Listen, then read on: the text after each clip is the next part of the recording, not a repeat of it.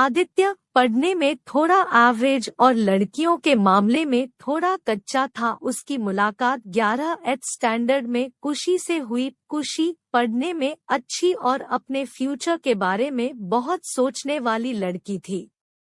धीरे धीरे 11th खत्म होते होते वो अच्छे दोस्त बन गए थे और 12th में आदित्य ने कुशी से अपने प्यार का इजहार कर दिया, लेकिन कुशी ने इनकार करते हुए बड़े प्यार से उसे समझाया कि इससे हम दोनों की जिंदगी खराब हो जाएगी, क्योंकि हम ना ही क्लास में पढ़ाई कर पाएंगे और ना ही घर पर। आदित्य को कुशी की बात थोड़ी बुरी लगी, लेकिन फिर उसे समझ में आ गया कि कुशी सही कह रही है और उससे अपने फ्यूचर और पढ़ाई पर फोकस करना शुरू कर दिया। और अब आदित्य किसी भी लड़की से बात नहीं करता था, यहाँ तक कि कुशी से भी नहीं, क्योंकि उसे लगता था कि वो जब भी कुशी से बात करता है तब उसे अच्छा नहीं लगता था, क्योंकि कुछ दिन पहले तक कुशी उसकी क्रश थी और आज वो उसे रिजेक्ट कर चुकी थी। और आदित्य इन सब बातों को नजरअंदाज करते हुए अपने इंटरमीडिएट की परीक्षा में मेहनत करके पूरे स्कूल में फर्स्ट आ गया। बाद में आदित्य दिल्ली के एक कॉलेज से भी .टेक करने लगा और वहाँ भी वो किसी लड़की से बात नहीं करता था, क्योंकि कुशी ने उससे जो भी बातें कही थी कहीं न कहीं उसके दिल में बैठ गई थी। और जब भी उससे कोई लड़की बात करने आती वो मुंह मोड़ लेता। वो धीरे धीरे अपने पढ़ाई में और भी अच्छा होता गया और आखिरी में आते आते वो अपने कॉलेज में भी टॉप 10 की लिस्ट में आ गया और उसे कॉलेज से प्लेसमेंट भी मिल गई और वो जॉब करने फिर से मुंबई चला गया। मुंबई एक बहुत ही बड़ा शहर है, जहां एक मोहल्ले के लोग दूसरे मोहल्ले वाले को नहीं जानते हैं।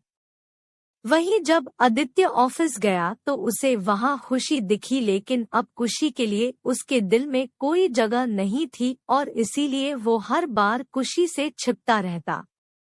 इसलिए नहीं क्योंकि वो उससे नाराज था, बल्कि इसलिए क्योंकि वो फिर से खुशी की जिंदगी में नहीं आना चाहता था। लेकिन वो कहते हैं न कि भगवान की मर्जी के आगे किसी की नहीं चलती। एक दिन ऑफिस के कैंटीन में कुशी ने आदित्य को देख लिया और उसके पास जाकर उससे बातें करने लगी। आदित्य के पास भी कुशी से बात करने के अलावा और कोई विकल्प नहीं था।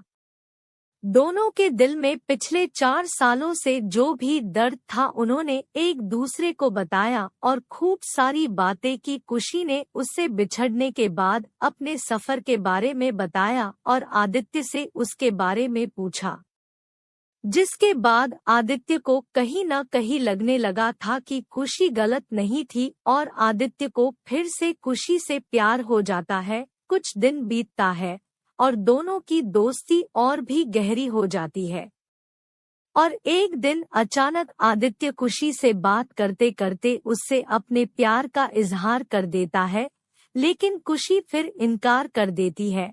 और जब आदित्य उससे इसकी वजह पूछता है तो वो बताती है कि उसकी शादी तय हो गई है और 1 महीने बाद वो ये जॉब छोड़ देगी।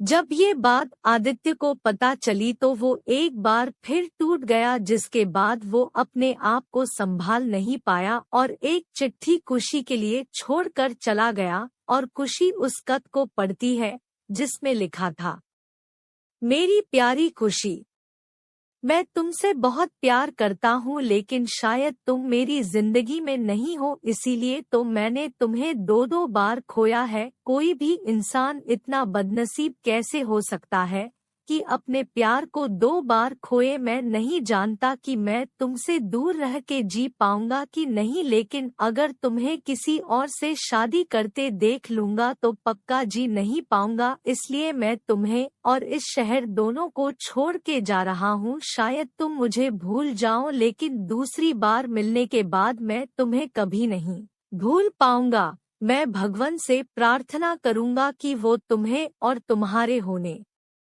वाले पति को हमेशा खुश रखे। तुम्हारा प्यार, आदित्य। तक पढ़ने के बाद खुशी रोने लगी और आदित्य को बहुत ढूंढा पर वो कहीं भी नहीं मिला और बाद में खुशी ने अपने परिवार की खुशी के लिए अभिषेक से शादी कर ली। लेकिन खुशी को आज भी ये बात हमेशा सताती रहती है कि आदित्य कहाँ होगा, किस हाल में होगा। यहाँ तक तो उसे ये भी नहीं पता कि आदित्य जिंदा भी है या नहीं। एक तरफ खुशी अंदर ही अंदर घुटती रहती है, लेकिन दूसरी तरफ वो एक परफेक्ट बहू, परफेक्ट पत्नी और परफेक्ट माँ भी है, जिसे उसके परिवार वाले हमेशा प्यार करते हैं और हमेशा प्यार करते रहेंगे।